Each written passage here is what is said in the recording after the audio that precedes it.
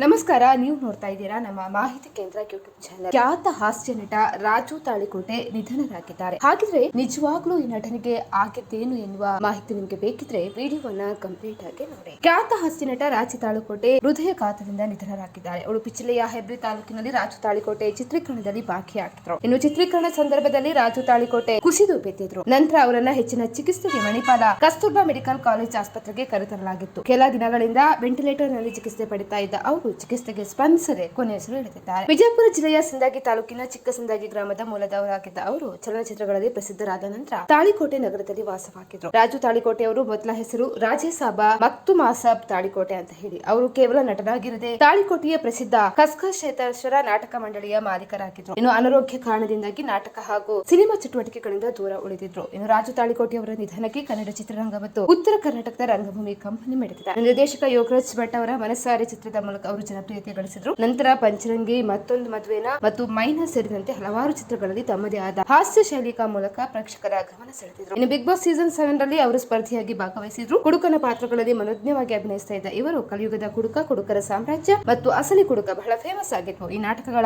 Audio ಕ್ಯಾಸೆಟ್ಗಳು ಕೂಡ ಆ ಕಾಲದಲ್ಲಿ ಉತ್ತರ ಕರ್ನಾಟಕದ ಭಾಗದಲ್ಲಿ ಹೆಚ್ಚು ಪ್ರಸಿದ್ಧಿ ಕೂಡ ಪಡೆದಿದ್ವು. ಸ್ನೇಹಿತರೆ, ನೀವು ಕೂಡ ಇವರ ಫ್ಯಾನ್ ಆಗಿದ್ದು ನಿಮಗೆ ಕಮೆಂಟ್ ಮಾಡಿ ತಿಳಿಸಿ. ಅದೇ ರೀತಿ ಮತ್ತಷ್ಟು ಅಪ್ಡೇಟ್ಗಾಗಿ ನಮ್ಮ ಚಾನೆಲ್ ಅನ್ನ ಸಬ್ಸ್ಕ್ರೈಬ್ ಮಾಡ್ಕೊಳ್ಳಿ.